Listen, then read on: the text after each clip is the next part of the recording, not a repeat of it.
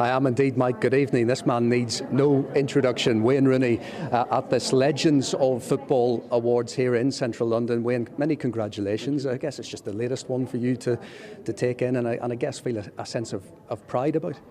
Yeah, of course. It's always nice when you get recognised for what you've done in your career. So yeah, a proud moment. It always is when you win any award, and as always, any award you win as an individual is down to a lot of work from your teammates as well and coaches. So I'm the one who picks it up, but really I represent all my teammates and coaches. Whenever you think back of all the many moments that have led to awards like this over your Premier League career, what are the ones that really mean the most to you? Winning titles. We could be here all night. Yeah, no, winning titles, obviously, from my first one, I won the Carabao Cup now, but I think it was the League Cup, Carling Cup. It's been named different names. That was my first one I won as a professional footballer, so that was such a big moment. And then obviously Premier League titles, Champions League, FA Cup, all them titles you win is what you work for, and you put a lot of work in with your teammates to try and achieve, and they're the best moments, the best nights you have after that as well. So yeah, it's they're the moments you look back on with fond memories. What about your favourite goal over that time? Yeah, a few. I think everyone always says about the Man City goal, which was great, the occasion, obviously against Man City as well. But I really like, there's transition goals we scored against Arsenal, which, I really enjoyed, stuff we worked on, and when you work on something that comes off, it feels a little bit better.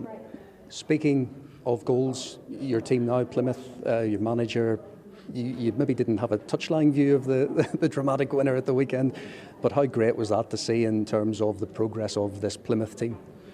Yeah, I think it was what we deserved, and I was in the tunnel with our club secretary, and we were going crazy in the tunnel when we scored, and I actually knocked his glasses off and broke his glasses, so celebrating. But yeah, no, it was such a big moment for us going into the international break as well, and we've been on a good run of late, and obviously I got the red card, a bit of an overreaction, but I think it was clear it was a foul, and every official missed it.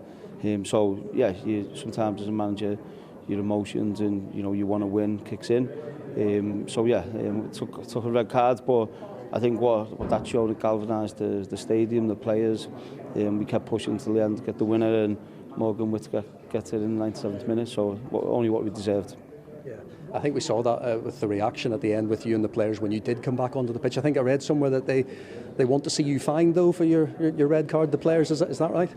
Yeah, well, I can start bringing more fans in for them if they want to see that. But no, listen, it's there's a great atmosphere, great chemistry and togetherness around the whole football club, not just the players, but all the staff at the football club, not just coaches.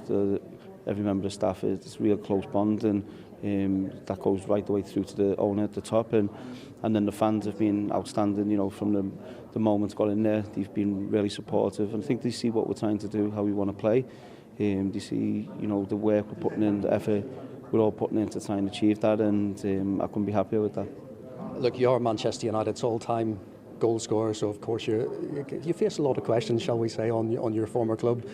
I wanted to touch on that just at the moment, the kind of 14th in the league, not the greatest of starts to the season. How much does it hurt to see them in that kind of position? Yeah, I think it's difficult, and of course I think anyone would admit that Manchester United want to be challenging for titles, and so to be 14th, I'm sure everyone at the football club knows they need to improve on that. I'm sure I know Eric Ten Hag is doing everything he can to try and improve that.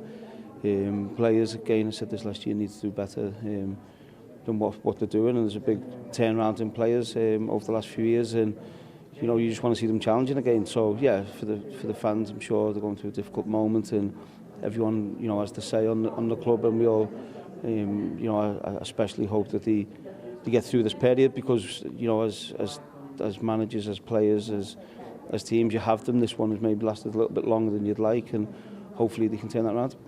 As you well know, it feels like one extreme or the other, maybe never really an in-between with Manchester United. When things are going well, it's great.